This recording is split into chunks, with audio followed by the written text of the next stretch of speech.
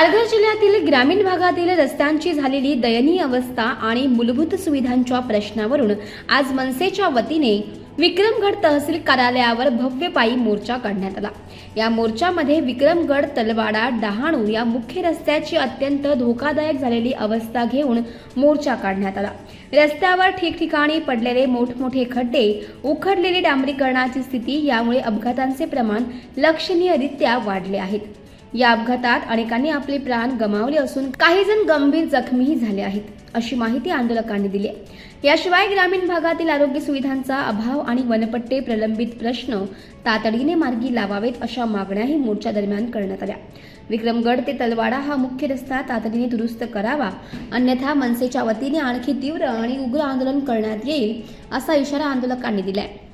जलजीवन mission योजनेच्या माध्यमातून तर पूर्णपणे भ्रष्टाचार आपण नेहमी उघडकीस आणलेला आहे।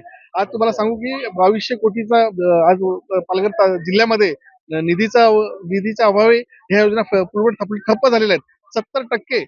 70% निधी वाटप झालेला असून सुद्धा एकही योजना आज पूर्णत्वास नाही आहे। त्याच्यामुळे आम्ही या सरकारकडे वारंवार त्याची मागणी केली आहे की बाबा जलजीवनच्या माध्यमातून तुम्ही SIT ची चौकशी करून त्या भ्रष्ट अधिकारी आणि भ्रष्ट ठेकेदारांच्यावर कारवाई करावी।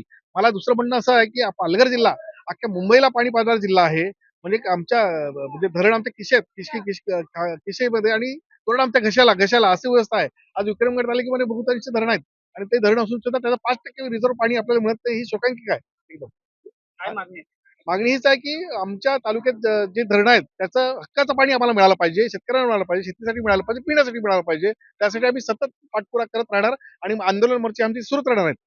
आपण पाहत असाल की ग्रामीण जिल्हा निर्माण झाल्यानंतर ग्रामीण पट्ट्याचा विकास व्हावा म्हणून हा जिल्हा निर्माण झाला, पण प्रश्न तसेच आहेत।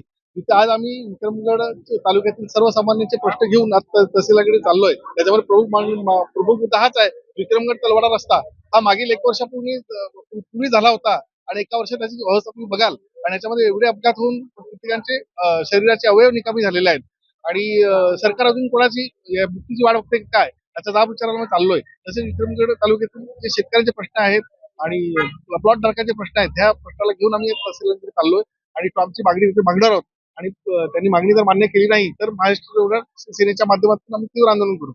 प्रथम मागणी आमची आहे विक्रमगड तलवाडा रोड।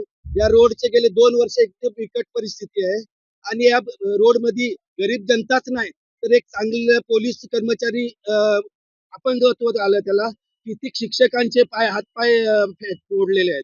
त्याच्यामुळे हा रोड आज झाल्याशिवाय ठोस आश्वासन घेतल्याशिवाय आम्ही उठणार नाही, एवढीच मागणी आहे। आणि शेतकऱ्यांचा बोनस, लाईट बिल, आवाढव्य लाईट बिल आणि ग्रामपंचायत गट विकास अधिकाऱ्यांची मनमानी कारभार आहे, कारण ते गरीब जनतेचं अर्ज घेतात आणि त्याला काही निकालच देत नाही। त्याच्या विरोधात आम्ही आज आंदोलन करत आहे, मोर्चा काढत आहे।